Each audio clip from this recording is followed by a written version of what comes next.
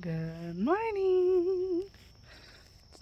Today is one of the hottest days of the year. So that is an American breast right there. She has straddle leg. And we've got 10 of these lavender orpingtons and then 4 more of the American breast. You can see the size difference. She's still getting around. She can't get up on anything. And then this old lady, got her with a lot of other animals. So when we got our first sheep nanny, we also got several chickens and a goat.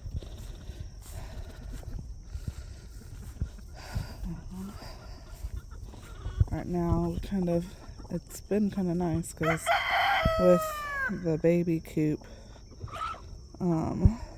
blocking the gate, a lot of the chickens are staying in, and it makes me almost want to keep it there. This is our second goat, Dancing Ho. She's actually almost a year older, or she's a year older than Manny is. We had to put our goat down. So we got her as a companion. We had already had Manny banded, but I would like to expand and have some more of these.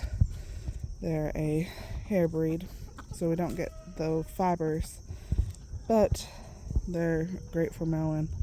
Other than this, they do really good down in the woods. Oh, there's a cardinal right there, a female cardinal in the electric fence, and because it wasn't touching the ground, it doesn't get shot. The sunflowers just make me so happy.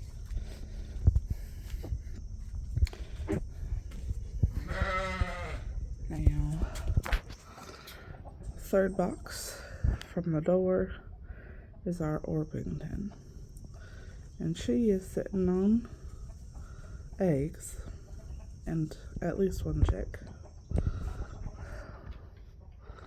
And then here's one I believe it's a Moran.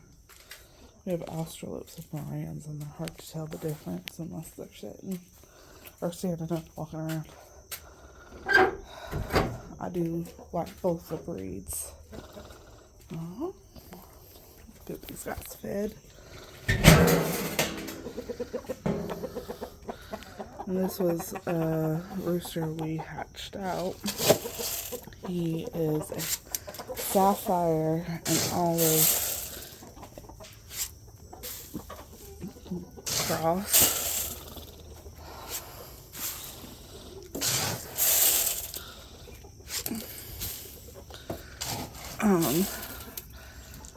Actually, all of our roosters are an olive cross. The father, we called him Handsome. And that one, there's one down there that looks real similar to him. So we call them the Handsome birds.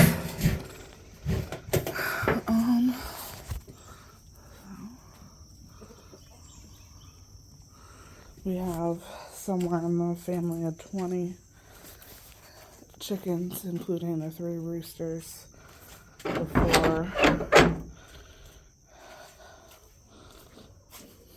before any additions this year. My barn smells like onions because we are drying onions.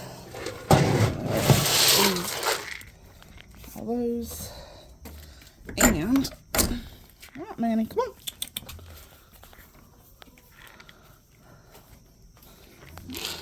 Out.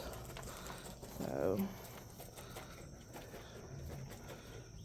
the kids found a baby under her yesterday, but she's actually pretty aggressive now that she has a baby. So, probably let her sit there another day, and then, sorry, trying to get stuff done, and then move her off. This is one of my favorite things about mornings on the farms, is just slow walk, if you know, you know, it is Japanese beetle season. I've heard them called love bugs, Japanese beetles. They have a metallic back and they will eat everything. It's mating season right now, so it's one of the reasons we call them love bugs. Volunteer marigolds and tomatillos. All the volunteer sunflowers. These ones are gorgeous. They're so big. This one has a bit of that red variegation. Sorry, it's not really taking a dip.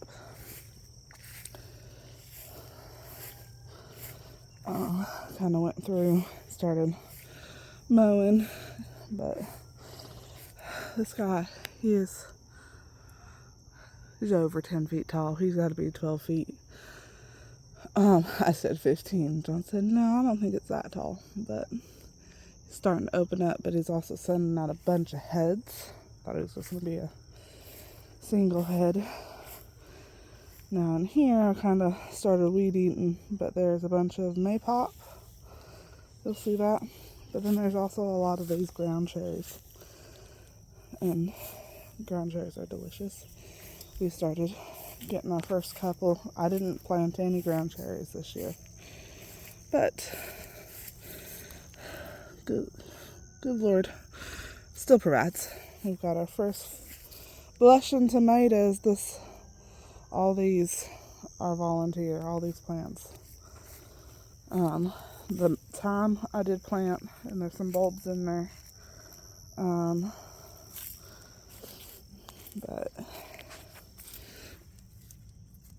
let's see if we can get a little. Ooh. So this is a ground cherry. You know they're ripe when they fall on the ground. I just check for bugs, but they're so good. This tomato is obviously some sort of paste tomato. They're the elongated tomatoes. You can see a couple of them.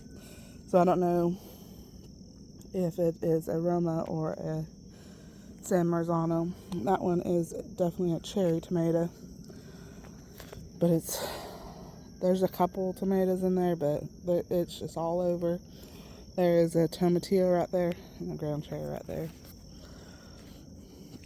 We used the cages because after one of our storms, they all kind of got knocked over, and then when we harvest all the onions that all them plants were squishing, they just weren't very well supported. So in here we did plant a cup of sweet potatoes. It was where the garlic was planted, and none of the garlic did real well. So I'm just kind of letting it do its thing, but there is a tomatillo in there. I'm thinking about coming through with some loppers, cutting all this tall grass down so we can really see where the sweet potatoes are. Last night it was been 90 degrees here for 3 days, and all this was so dry. We put the sprinkler on and went in and had a quick supper. It was standing water everywhere. The clay just doesn't really absorb the water super well, but we've got corn, green beans, San Marzanos, volunteer tomatillo. They're all over my garden. And Roma tomatoes, basil. The cantaloupe is starting to flower, so I'm excited about the fruit. The watermelon still hasn't flowered yet, but we'll get there. And then a couple more ground cherries. I gotta harvest these potatoes probably today because the storms are supposed to start coming in again. It's always something. Over here, these morning glories are just glorious. They're all volunteer, and they're kind of acting as a trap crop. So you can see all them beetles. Just love it. But I've got some cucumbers. I did my cooler crops on this trellis because it's the last to get sun. And so it stays a bit cooler. So we got cucumbers that will trellis up. All the volunteer marigolds are going up the trellis, but I also have several volunteer tomatoes on this wall. And this is where the peas were. So the peas are definitely, they're on the way out. I just kind of let the last few dry on the vine to get some seed. I do still have a few vines that ain't been eaten up, but like this one, there's definitely a vine borer in there, but there's no fruit on it, so probably going to be coming through the next week, pulling it. You can see all the vine borer damage. I harvested maybe 10 fruit yesterday, and we kept 3, and there is still some bug damage on it, on several of them. This trellis, another month, I don't know what I'm going to do with it, but we've got a spaghetti squash lining up it. We've got a tomato on either side, and these zinnias. It's just so pretty. I'm hoping that the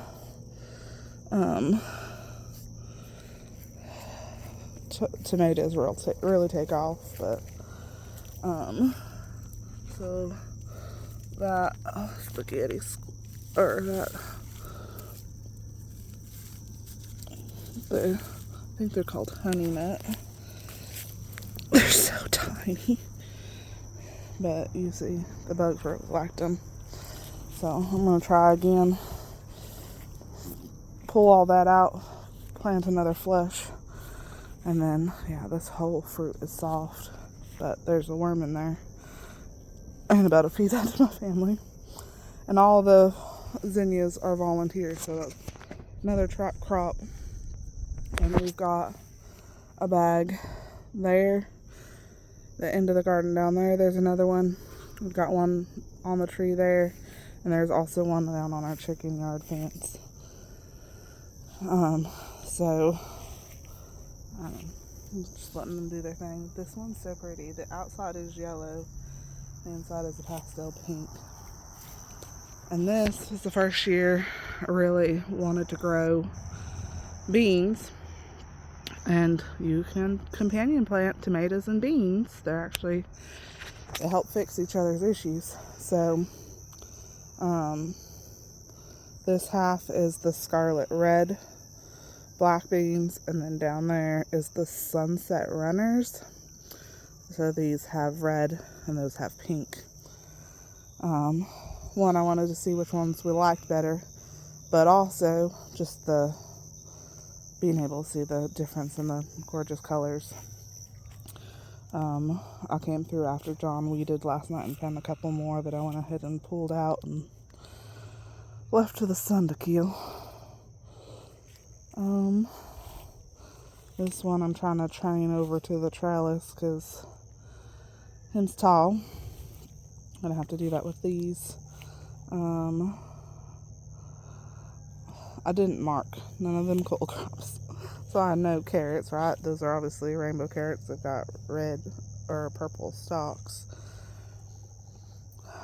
but I'm not sure what this is. It looks to me like maybe collards, but we'll see. I do have dill, and the marigolds climbing up to get dill.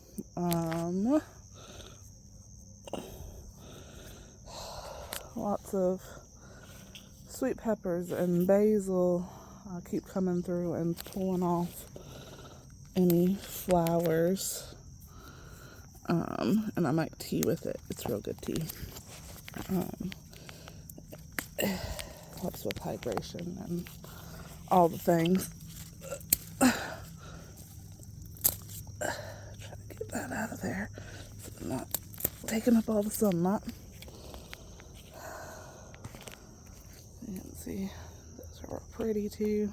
Just a real light, delicate flower. But the there was a hummingbird out here a couple months ago.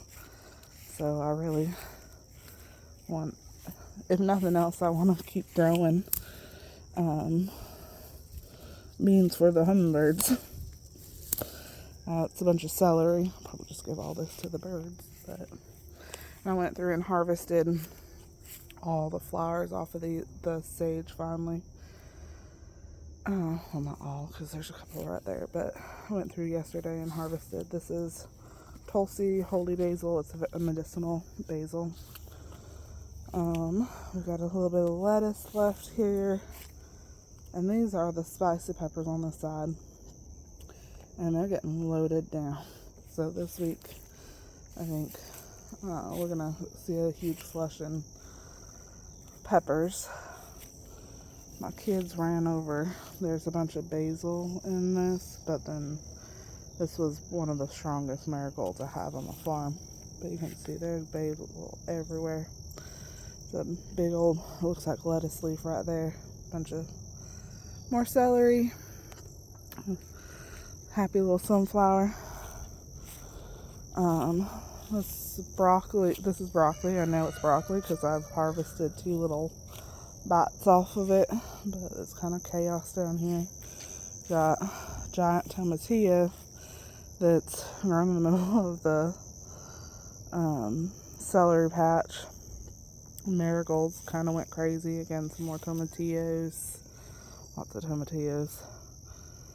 Over there, it's hard for me to mow, so it just ends up a bit wild.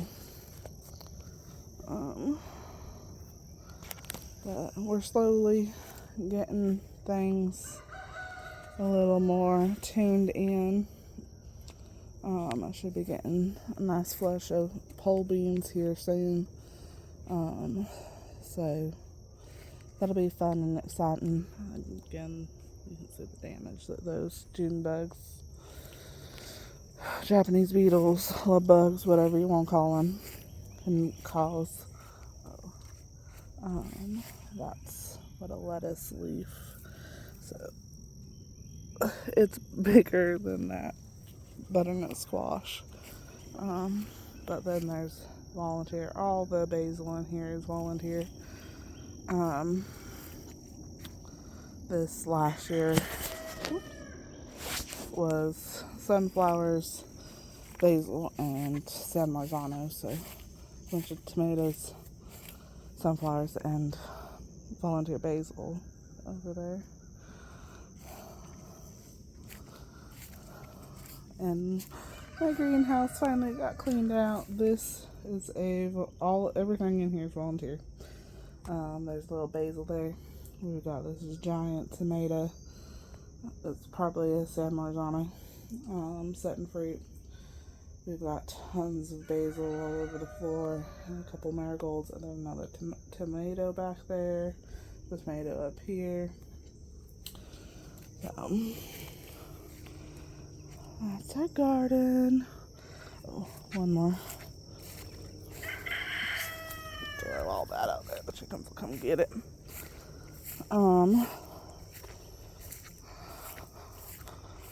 We are getting a few. I chaos-sowed this entire bed with all my wildflower seeds kind of just, I got bugs or something all over my legs. All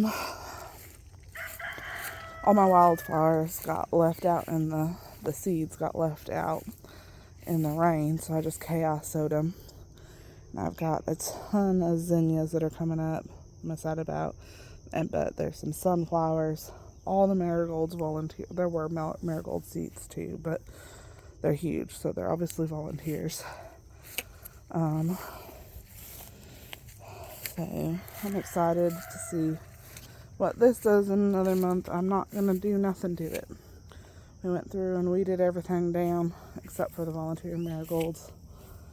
So I got that horse nettle in here. Not horse nettle. I don't know. It's a nightshade, but it has these nasty thorns on it. It's a pain to pull up, and you gotta stay on top of it. So I'm hoping I can drown it out. Pretty sure that's a sunflower. I'm not sure. That looks like okra, and there was a bunch of okra in there. Just because we tend to not eat enough okra to justify growing, but the flowers are phenomenal. If you've never grown okra just for the flowers, I highly recommend. Well, we got another zinnia down here, another one up there. We got a bunch of zinnias. So, like I said, I'm excited to see that this is finally growing. I'm getting sunrise over the trees. And we've got one blossom left on that tree. June's one of my favorites because it shows out in June. But then I think the heat's too much. I'm hoping that it'll kind of fill out. But that is my one and only mature magnolia on the property. So I'm trying to get it to fill out some more. And I think it's just a lovely space underneath it to sit in the cool shade. Hope y'all have a blessed day.